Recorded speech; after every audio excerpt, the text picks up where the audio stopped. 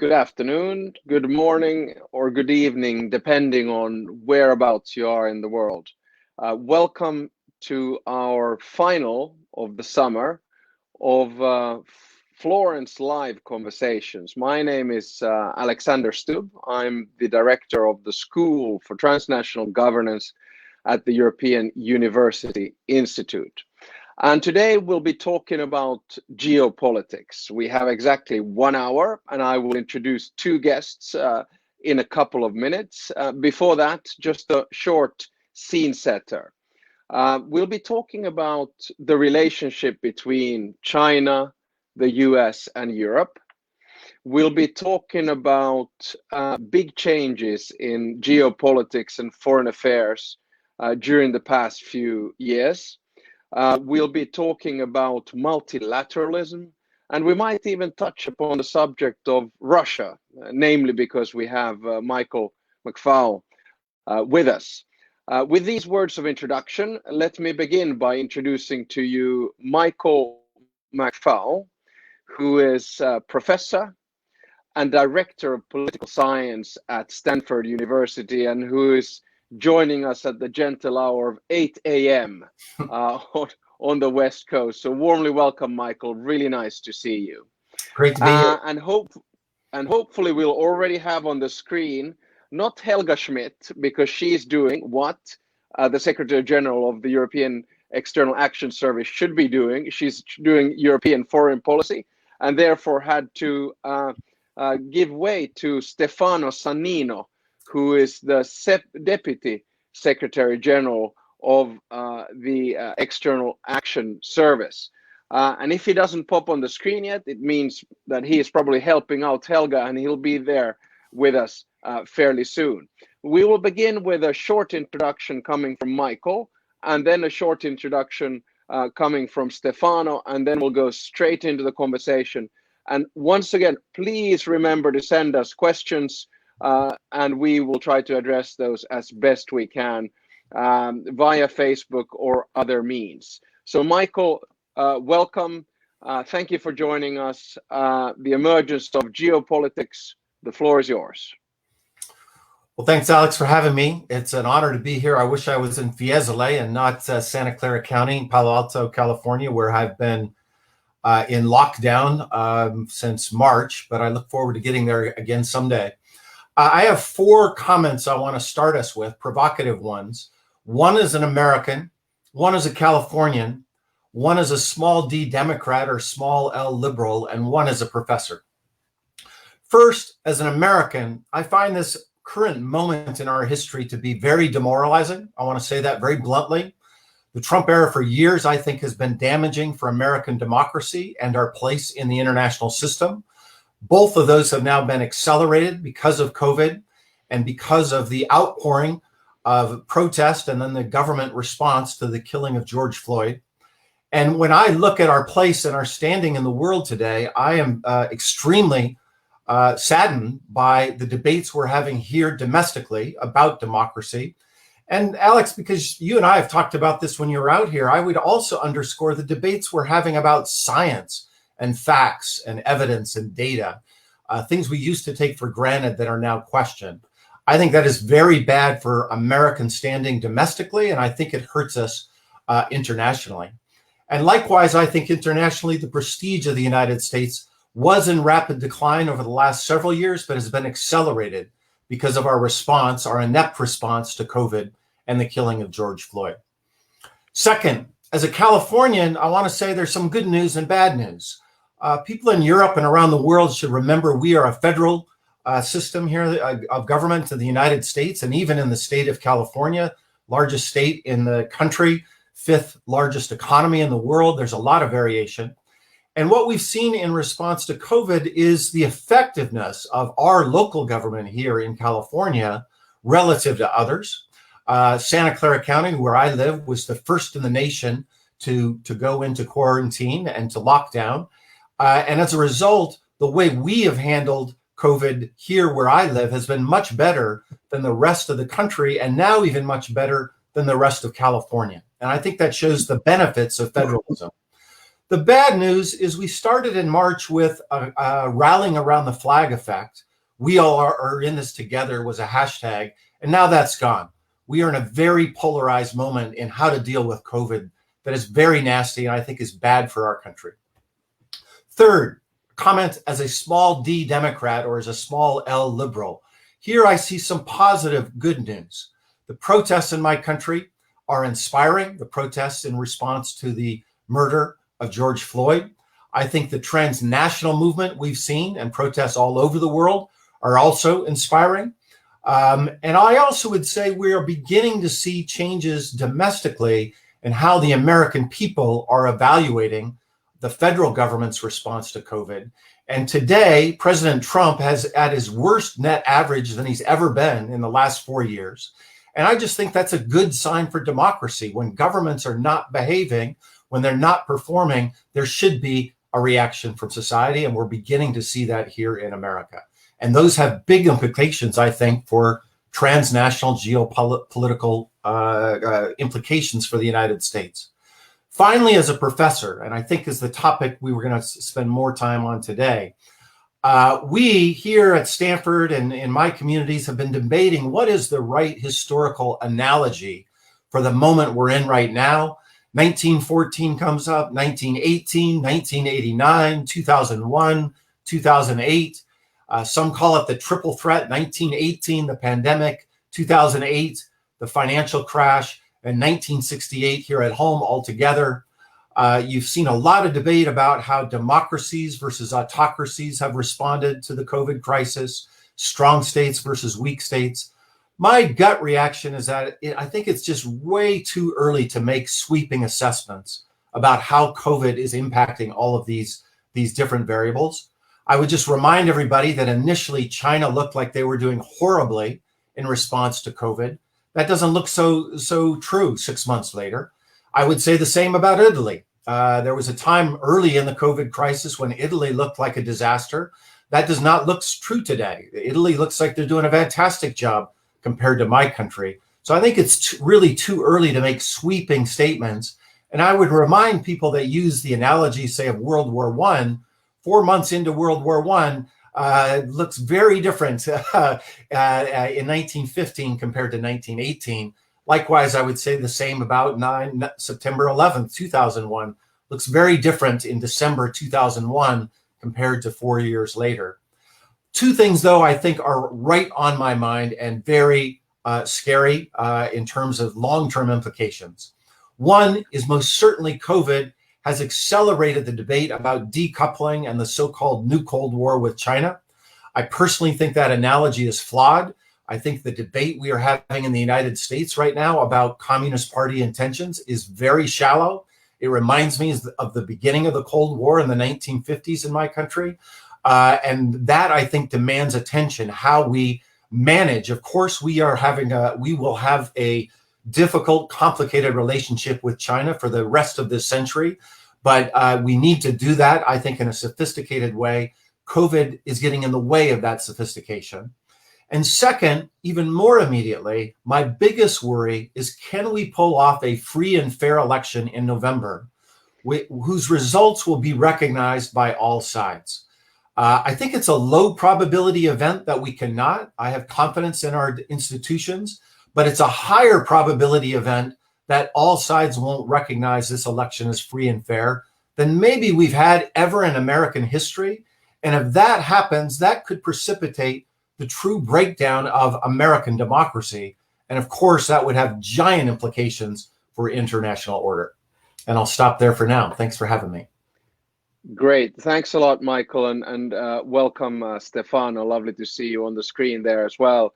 From the beginning, you will have heard that Michael gave us a 5-minute insight from number one, a US perspective, number two, a California perspective, number three, a small d Democrat and liberal perspective, and then number four, as a professor. Can't agree with you more, Michael, on those points. And I'll just add on the analysis bit, isn't it funny that we as human beings have a tendency to over rationalize the past, over-dramatize the present and underestimate the future. And I think that's exactly why it's too early to go about sweeping statements. Or what do you think, Stefano? Welcome and thanks for joining us. No, thank you very much. And sorry, moving from one webinar to another, it's always a difficult exercise.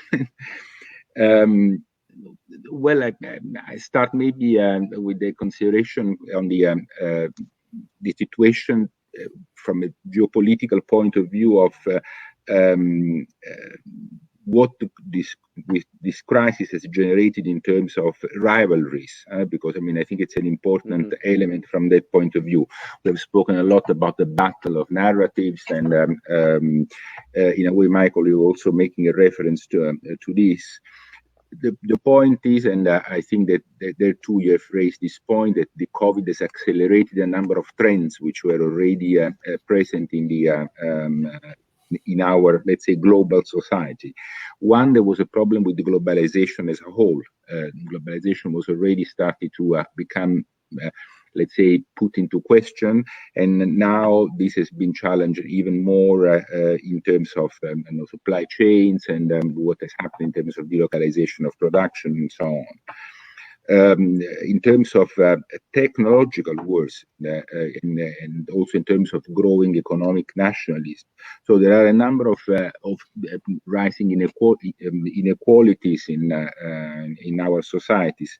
So there are a number of elements which were already present in the debate of our society that have been amplified and accelerated by the crisis. In this context, the European Union has been maybe at the beginning a little bit more uncertain on the way forward, but then has come in a much more convinced manner. And I would say very much looking at the let's say in the interest of the bloc of the European Union as such, but also with a certain degree of solidarity, both internally and externally. And this is something that I think that has characterized the decisions that have been taken, both in terms of the internal recovery plan, the Next Generation Europe, and also the multilateral financial framework that hopefully we should adopt before summer. Let's keep our fingers crossed and hope that the German presidency will push in that direction. But also in terms of the global recovery initiative that that has been put in let's say into existence by the European institutions, the Commission first of all, with these 36 billions that have been collected in the context of the Team Europe response that we have developed. And I think that from a certain point of view, I mean, it's interesting to define a number of elements that have characterized, I think, these months of crisis. First of all, progressively, as I was saying before, there is now a much greater awareness that the crisis somehow involves everybody. I mean, it started in China, went to Europe, now it's much more developed in the United States, in Latin America, Africa, hopefully less touched, but also, I mean, the numbers are on the rise. So, I mean, there is also from that point of view, a sense of global crisis that, and this is having an impact. I mean, we are discussing now, and there has been agreement just a couple of hours ago on the idea of opening the external borders of the European Union to a certain number of countries. But I mean, this is still very, very limited if it's compared with what it used to be before. So, I mean, there is an impact on our societies, which is extremely relevant. At the same time, the crises that were, let's say, open before the COVID crisis, none of them has been solved, and many of them have been aggravated by the present situation. We are trying, as European Union, to do a number of things that in order to help, let's say, in this process. I'm thinking to the conference that we have had on refugees from Venezuela. I'm thinking about the conference on Sudan last week, the conference on Syria that will take place tomorrow. There's a number of initiatives in order to alleviate the consequences. But still, I mean, this is another big problem, crisis open, and which are generating and are aggravating the conditions for the local populations. And then the very substantial crisis of multilateralism. I think that we have spoken a lot about this in these past few months. It is true that there is a tendency to undermine the multilateral system from many points of view, and this is creating a real problem for the European bloc, which is very much attached to this, not only for a romantic from a romantic point of view, but because being as we are a union of minorities, the multilateral system is the one which is preserving better, let's say, our interest compared, let's say, a multipolar game like the one that may be fought between China and United States. And hence, and this is the, I would say, somehow maybe the conclusions to my introductory remarks, is what the European Union is starting to redefine a strategy for the future, which is based on, let's say, a redefinition of how to best or better protect the interests of the European Union without becoming protectionist and without losing somehow the sense and the spirit of what has always been the European Union. We have had long discussions concerning rules-based multilateralism, the need to see how both our trade and investment system could be recalibrated in order to avoid, let's say, protect the critical infrastructure, avoid hostile takeovers, how to reduce, let's say, the dependence from the stocks outside, so which means how, I would say, not only to shorten the supply chain, but I would say diversify the supply chain.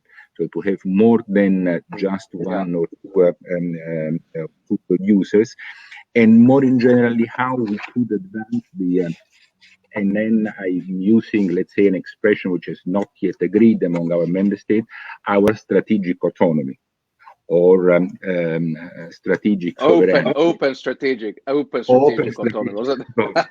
That's why we are still far from the definition of this concept, because this has been very much seen in connection with with defense, and I don't think that this is really the point. I mean, it's a much broader concept. I will just read you out the text of the some council conclusions of the 17th of June, where we speak about call for more European unity, solidarity, and resilience, with member states working together for a strong European Union that promotes peace and security and protects its citizens, thereby reinforcing the European identity and its independence in line with the treaties. Now, apart the, how to say, the rather complex language that we use in our conclusions, and Alex, you know very well what it is about, but I think it's interesting that we are finally moving to define what is this, and I would call it an European agenda, both internally and externally. Yeah, that's really good. That's really good, Stefano. Can I move over to Michael on this one and say, okay, Michael, I'll pose two questions. First of all, how do you feel that Europe has dealt with this crisis compared to a few other crises before? And secondly, you know, if you were, I know you're pro-European, but if you were a European and the Commission and the External Action Service had said that we want a geopolitical Europe, what would you do? So how did Europe do, and how would you become geopolitical as a European? Well, again, you're better X. Oh, sorry about that. That's all right. Sounded like a FaceTime call, no? NBC television calling, in fact. It's a big news day here in America because of the recent reporting about the Russians paying the Taliban to kill our soldiers. I apologize for that. It's a great question, and I don't have great answers. I would say from afar, and here, I run a think tank that we have lots of people that work on global health at the Freeman Spogli Institute, and reading their papers, there is a lot of variation around the world in terms of response. And within Europe, as you know better than I, there's, including even in the Nordic countries, Sweden versus Finland, very different. But I would say in the aggregate, the perspective, the assessment I have of looking at Europe versus the United States, it's extraordinary how much better the EU collectively has done in response to COVID compared to us on almost every metric that is true. I just looked up the numbers before we got on. Per million, we're still at 129 cases. Germany's at 5, Italy's at 4, Finland's at 1.4. Those are extraordinarily different numbers that I would not have predicted before this crisis, that we would be in such a different place. Now, there's lots of factors to talk about that. And I think it exposes some underlying structural problems in the American healthcare system. And that existed before President Trump. But I also think it exposes just the poor response we've had from the federal government.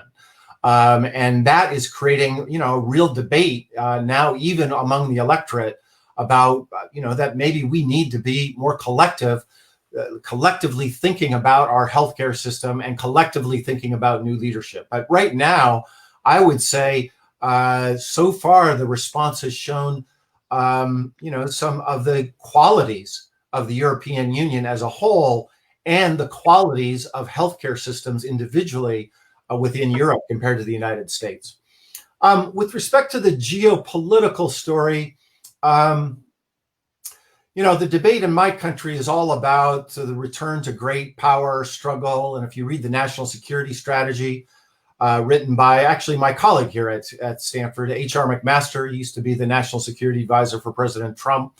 There's a lot of focus on China and Russia in that document, particularly China being the new Cold War, as I said in my introductory remarks. I have a lot of problems with that analogy. I'll go into them if we have a chance. I think it's a flawed analogy, and I think we need to learn from our mistakes in the Cold War. There's this notion in America, because we won the Cold War, it was such a great event. And I think people have forgotten that, millions of people, tens of millions of people died all around the planet, including lots of Americans. And it didn't seem like it was inevitable that we were going to win. But what I would say, when I read that document, two things troubled me related to your question. One is there is this notion among some Americans, and most certainly in the spirit of that document, it is there, that we're returning to the jungle, right? It's a Hobbesian world that the most powerful win. And because we're going to be one of the most powerful, that's a good thing for America. We're going to be in the jungle and we're going to beat up on others in the jungle because we're fierce and strong. I reject that. I think America, as much as any other country in the world, China probably being second, but also Europe as a whole, right there, has benefited from multilateral institutions. And the idea that somehow these are constraining us, I think is just factually inaccurate. And I think if we proactively try to destroy this liberal institutional order, we need a different title, by the way. That's a horrible title. Let's get rid of that title. But President Trump thinks that it's constraining us. I think it enables us and has made us both more secure and more well off. And I worry about that piece. And second, if indeed we are moving to a world where autocratic China and autocratic Russia are going to be in a power struggle with the United States over the course of the 21st century, wouldn't it be great if the liberal democracies were united in how we deal with China and how we deal with Russia? I think the notion that we go it alone and Europe goes it alone as another axis in this multipolar world, I know that does not serve American national interests. I'll let you speak for Europe. But I think one lesson of the Cold War was transatlantic unity. There were troubles. We fought over things. Of course, the history is complicated. But when the liberal world was united, we were much stronger than when in the current moment when we are divided. And so I worry about this notion that it's multipolarity. I actually think the cleavages between liberals and non-liberals, multilateralists and nationalists is still important. And if we forget about it and go back to the 19th century models, I just don't think that is good for my country, but I don't know how Europeans think about it. No, it's a really good take, I think. And if I recall correctly, wasn't it Robert Kagan who came back with the jungle sort of metaphor a little while back in one of his very clear books as well? And the basic argument for our listeners of that book was that, yeah, there you go, in the back. And the basic argument of that book is that, especially the transatlantic relationship, but in global politics in general, if you don't sort of take care of it, if you don't nurture it, it grows back just like a jungle. And I think if you look at a lot of the sort of nationalist approaches to foreign policy at the moment, go it alone approaches, America first, or even some could argue strategic autonomy in Europe, we might run into trouble. And I'd certainly belong to the advocates of multilateralism as such. I'll get back a little bit on Russia and China in a second, but let me, Stefano, go to you and ask you about the definition of geopolitics, because I think you were touching upon it a little bit, because traditionally geopolitics has been about military might, purely about security, about defense in many ways, and power, sort of narrowly speaking. But am I correct in assuming that geopolitics today is much like soft power? It can be about trade, it can be about economic relations, it can be about the euro and many other things. And what are your thoughts on this? No, definitely, yes. I think you're on mute, so you might want to. Yeah, it's nice of you to be a little bit Finnish here on a couple of occasions. So. I think that you are. I can't hear you. Hello? Am I the only one?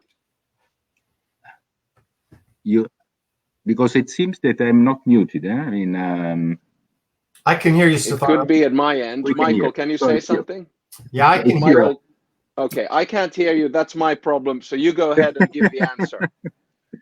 Well, as you were rightly saying, I mean, now the geopolitics is many other things. It's about the G5. It's about the use of refugees. It's about the trade.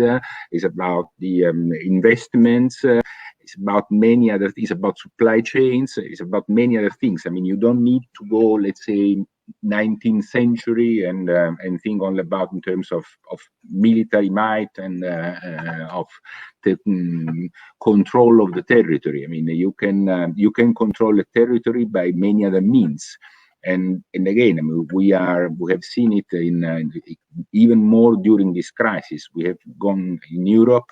We have had a major crisis because we were not controlling the production of masks, or because we were dependent only on India for the import of paracetamol, or because we needed connections and maybe not always the networks were sufficient to hold the new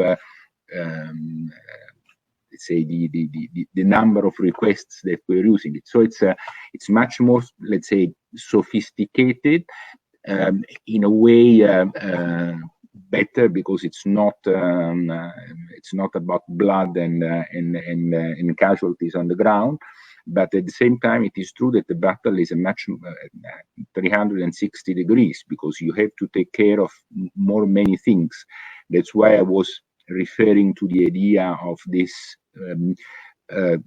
concept that we are trying to develop of open strategic autonomy. We don't want to go protectionists, in the sense that we don't want to go back to a situation where we are closed. We want to defend, let's say, what we have managed to achieve in terms of opening of our economies and of our societies. We want also to defend the multilateralism. I think that in a way, I don't like in general ideologically the law of the jungle. I don't like the fact that I would say it's just, let's say, if you are stronger, you prevail. I mean, we have a system of checks and balances that we have created, by the way, in 75 years, because I mean, we have seen which were the consequences during the Second World War of, let's say, think of only about the aggression and the military aggression. And that's what I think should be preserved, because we need that. And also because in this sort of competition, of this G2 competition, which seems to have been started, we would feel uncomfortable. I don't think that we would like to, let's say, we have links with the United States. For us, it has always been our natural ally. We share with the United States values, principles, economy, society, and everything else. But at the same time, the society is more complex than that. And we need to take into account the fact that there are other actors and that we need to interact. The relations with China is complex. I suppose that we will move to that also during the question and answers, but we need to take into account the complexity of this relations. We need to take into account the complexity of relations with Russia, the complexity of relation with Turkey and with many other actors in the world, and understand that I would say sometimes the even smaller actors may have an impact on our decision processes and on our lives. So, I mean, from that point of view, Excellent. Okay, this is good, Stefan. I was actually listening to you backstage. Some technical problems, but no worries whatsoever. Towards the end, you mentioned two things which always ignite me. One is China and one is Russia. Now I'm going to be provocative. I'm going to be the professor here, knowing that I have Michael McFaul there as well. Okay, let me be a shrewd European realist, geopolitical operator and say that, the world has three power blocks. They are China, the United States, and Europe. And because of the state in which the US administration is at the moment, and because of the debate of decoupling with China, if Europe wants to be geopolitical, should it not play ball? And here are my two provocative claims. One, should not the European Union be a little bit like Finland during the Soviet era? In other words, have a very close ally in the West with the values, but play ball with the Soviet Union, in other words, in this particular case with China. And if that was the case, claim number two, how about if, true to our values, our partners and our alliance, 75% of what we do is with America, but 25% is a shrewd game with China? Am I too Mersheimerish here, Michael? What do you think? Well, John Mersheimer, this is the book you're talking about. In fact, There you go. So I don't think John has the whole story. I think power is the basis of international relations. But then you need to add to it two things that you mentioned, right? Regimes matter. Democracies behave in a different way than autocracies, and they behave differently with each other than outside. And then institutions matter. Multilateral institutions matter. John, and then individuals matter. And those are the three things that the realists leave out. In my country, the change from President Obama to President Trump has had profound implications on America's power and influence in the world, and our basic power structure didn't change in the last 3 years. Our political system didn't change, and so just analytically, I would say you got to bring in regimes, institutions, and individuals to have an understanding of the world. But you asked a prescriptive question. I think that's smart. I think that is right. I hadn't thought of the Finnish analogy, by the way, from the Cold War.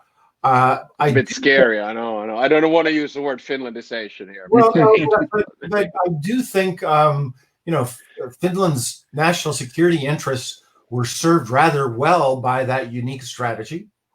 Europe vis-a-vis China is way more powerful than Finland was vis-a-vis the Soviet Union. So you have a way more leverage. You sure about that, Michael? You sure? I did my. I better be careful. I don't know my history that well. I should be careful.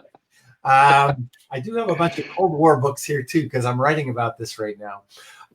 But the other piece I want to say that I think is why the analogy either to the 19th century or to the Cold War is flawed is because we rightly think about our dependencies on China. Just as Stefano was saying, that has most certainly been a debate during COVID, our dependencies on China.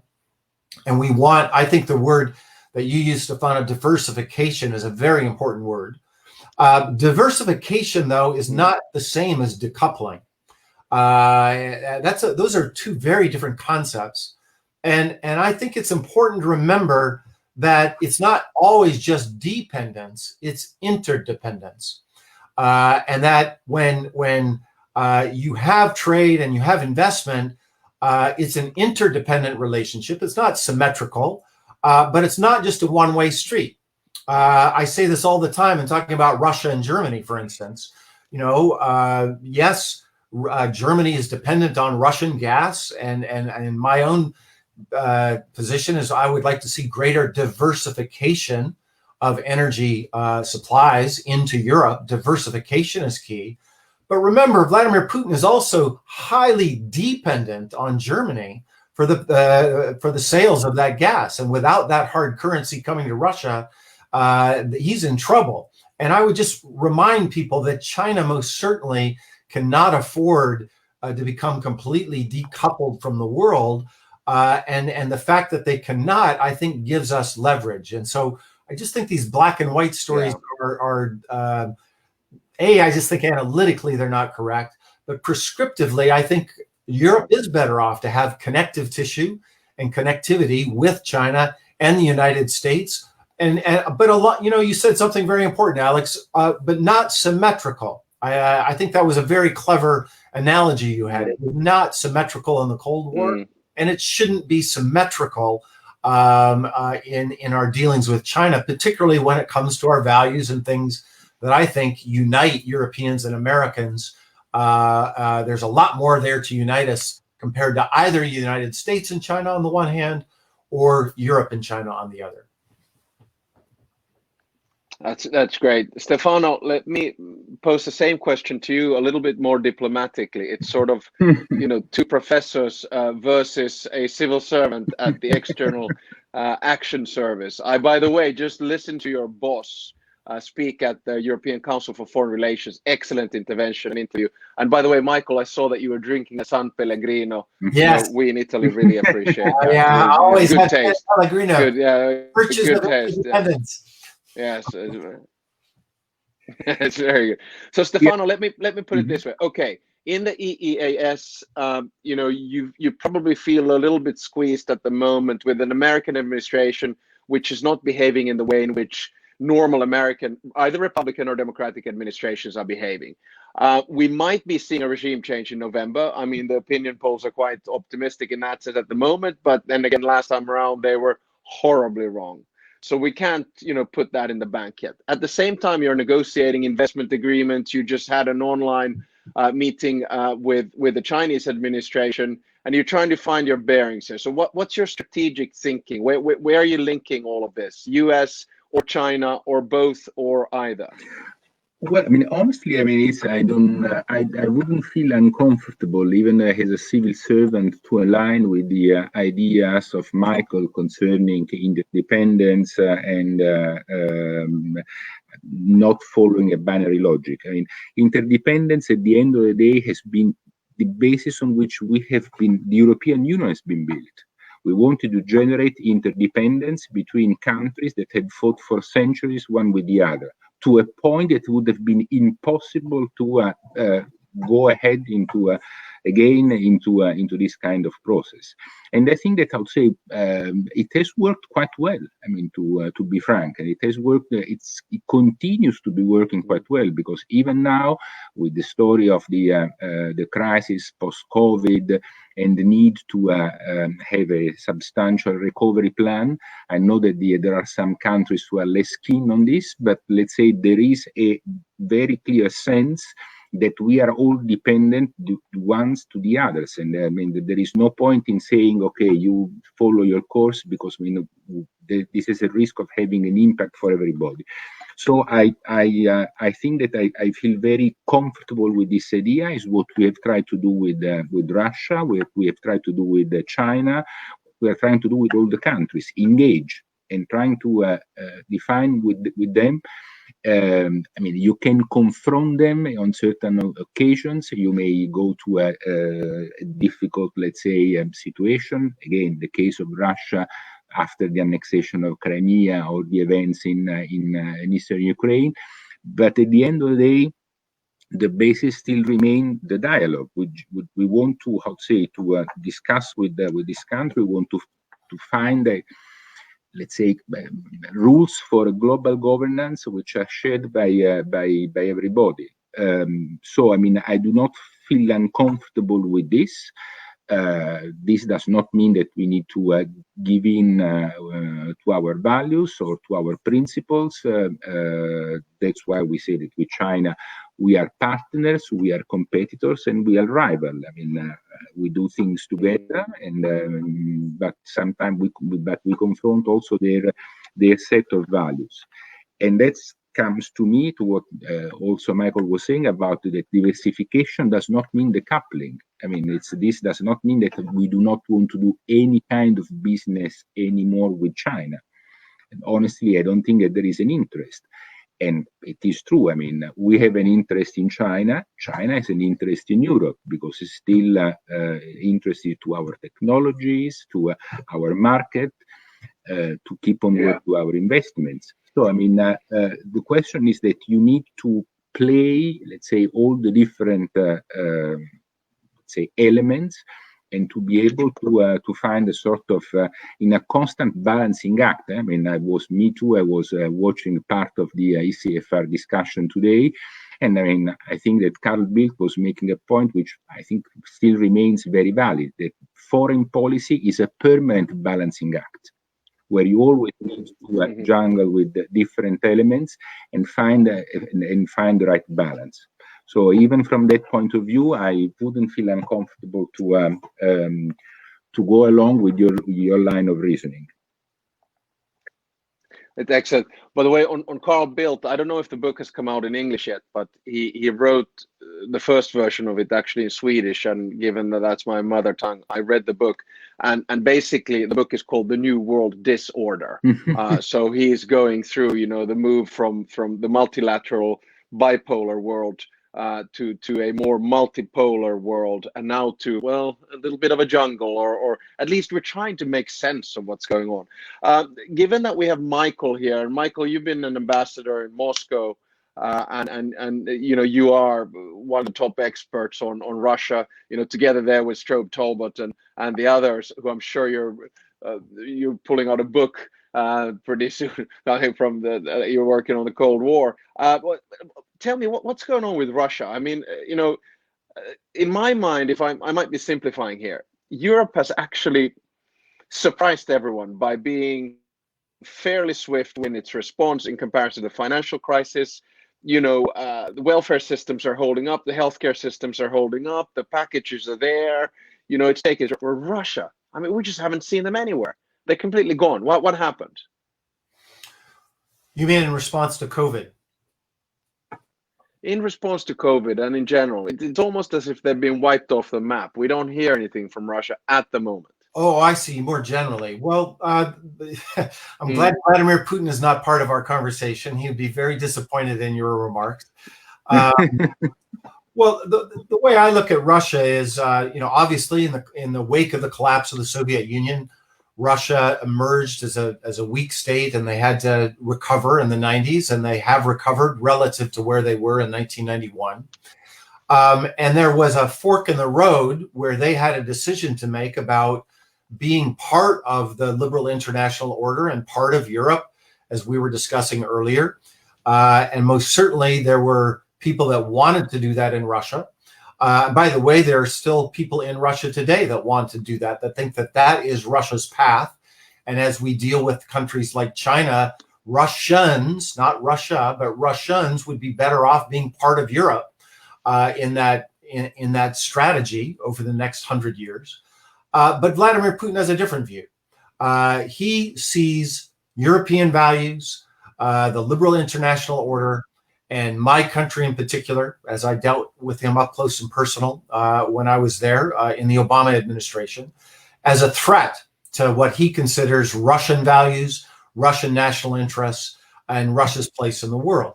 And so he very consciously seeks to destroy multilateral institutions. And by the way, that's very different than China. China, in my view, is not seeking the destruction of that international order. They want to see the amendment in ways that benefit them. Because Russia has so few stakes in that system, he just wants to see its destruction. And because he has that view, he doesn't play by the rules of the game of the system. So annexation, as you just mentioned, Alex, that we thought we got rid of that after World War II. It came back in 2014. Egregious violation of the international rules of the game. 2016 in my country, the level of intervention in the election in the United States of America by Russia was unprecedented. We've never seen anything like that. 2018, he tried to kill Mr. Skripal in a NATO ally and suffered very few consequences. And now in my country, as a result of the news of the last 48 hours, apparently the Russian government has put bounties on the heads of American soldiers in Afghanistan, paying Taliban fighters or terrorists, depending on your perspective, to kill American soldiers. These are instances of somebody that is not interested in being part of that system. And I would describe Russia today as a spoiler that needs to be contained in terms of those kinds of egregious behavior.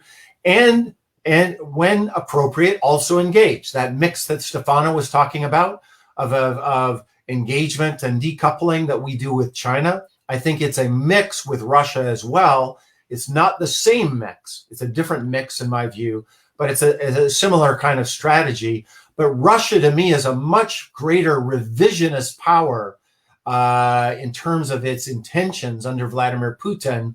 Just fortunately, they have less power to revise the system than, say, China does.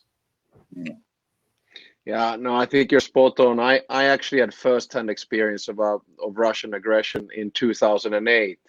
You will recall one of your colleagues sitting in the building next to you, Condoleezza Rice, was foreign secretary. I was foreign minister of Finland and actually chairing the OSCE. And I flew into Tbilisi when the war in Georgia broke out. And of course, then there was annexation of South Ossetia and Abkhazia.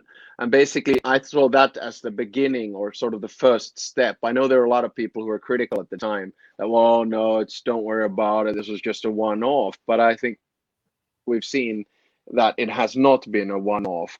But this is where I think foreign policy all boils down to, and the two of you have been involved most of your lives. It's trying to sort of, be tough when you need to be tough, and then engage when you have an opportunity to engage. And this is the balance that all of us are looking for at the moment.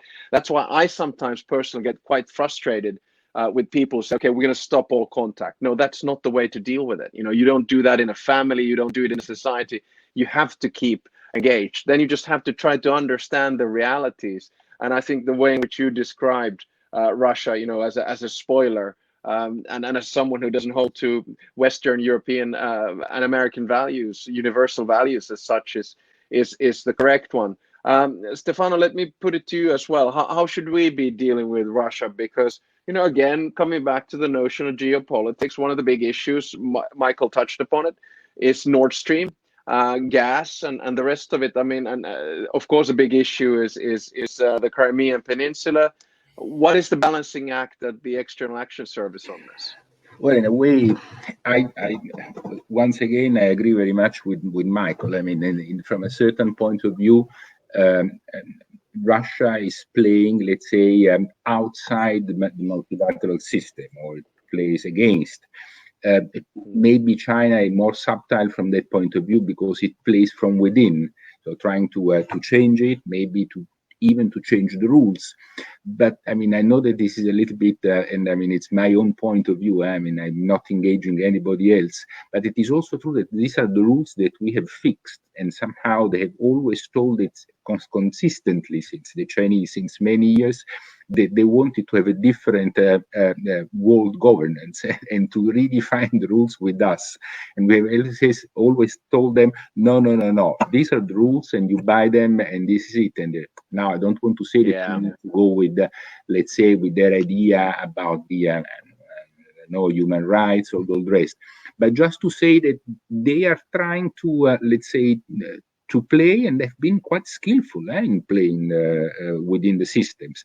Now we are realizing that they were, let's say, the world is not very nice, but infiltrating from inside. They were trying to change the things from inside. Russia is a different story. They have always been. I think that we have tried, and maybe at the beginning there was an attempt also from their side to create more interdependence. But then, I mean, progressively this has gone in another direction. And again, I think that at a certain point with Crimea and with Eastern Ukraine, they decided to do something else. I mean, and as we were saying before, you can control a territory not necessarily by occupying it militarily. I mean, you can do it in many other more sophisticated ways, and they have that kind of sophistication. So it was a deliberate choice that of going there physically and occupy it physically. What we will need to do, I mean, is what you say. I mean, we will need to continue working with them. I mean, there is no alternative. I think that the world is such. I mean, you have different powers with different points of view, and we need to, in a way, to keep on working with them. I think that the European Union and NATO, from that point of view, have been very good up until now to put a sort of limit to where the expansionism of Russia could arrive, and this is now. Then once we have put this, I think we on the one side. I have to say that, I mean, I think also China on the other side, they do not believe too much in this sort of unholy alliance between China and Russia. I mean, they are not really compatible one with the other. And so, I mean, we will need to continue. I don't know, energy is one part of the story, and once again, but diversification of the supplies and diversification of the sources was an important part of the story with Russia. Same goes with the, let's say, other economic interests. I think also that we need to put a little bit more in more relative terms, because I mean, we think that our economic relations with Russia are something enormous, yes, but up to a point. It's not. It's more the strategic and the political element which is important, and that's why we need to keep this relationship, let's say, on a sort of positive track, or at least where we commit with Russia. I think that's a very good answer. Listen, our time is running out, and I've been a really bad host in the sense that I haven't picked up, but they're ample of wonderful questions. And of course, I have to mention one question which we won't be able to address, but I'll just throw it out to you for food of thought, coming from my executive director, good friend Fabrizio Tassinari. What's the panel's view on geopolitics in the so-called second world, emerging powers in Central or Southeast Asia, Africa, or Latin America, playgrounds of the big three, or what role can they play? But we're going to have to leave that for another conversation, because I will leave you with a joker question, which I would really, or a bonus question, which I would really like for the two of you to answer. And I'll begin, Stefano, with a short answer from you, and then from Michael. U.S. elections in November. We can't stay away from that. We're all looking at this. If Trump wins, what's going to happen? If Trump doesn't win, what's going to happen? 2 minutes each. Isn't it a wonderful one? That's very bad. I think that there are some elements that remain in the relations between the U.S. and European Union as such, and I think that, Michael, is something that we need to think in the future. The U.S. needs to work more with the EU as EU, and not only with its member states. That said, I mean, there are some things that will remain. I mean, I don't think that there will be a dramatic shift in terms of policies, but there is one major shift that may take place. The Trump administration has decided to play outside the agreed rules. We had up until now a number of agreed rules. We may disagree on many things, I don't know, Afghanistan or Iraq, even more so, but at the end of the day, this agreement was still managed within a sort of agreed context and perimeter. Trump has gone outside this and has created new rules and new playgrounds. I think that if we go back to a democratic administration, that would change, and we would go back to a more, let's say, agreed framework for talking and managing our disagreements. Excellent. Michael, I know this is on your mind. Well, shoot it out. Very briefly, if President Trump wins re-election, he will think that he has a mandate from the American people to do the more radical isolationist things that he really wants to do. And questions about the future of the NATO alliance, our alliance with Japan and South Korea, I think will be front and center. I think it would be at very radical moments in American history if he wins re-election. He's been constrained by all these other people in society, in the Republican Party, and now he'll be liberated.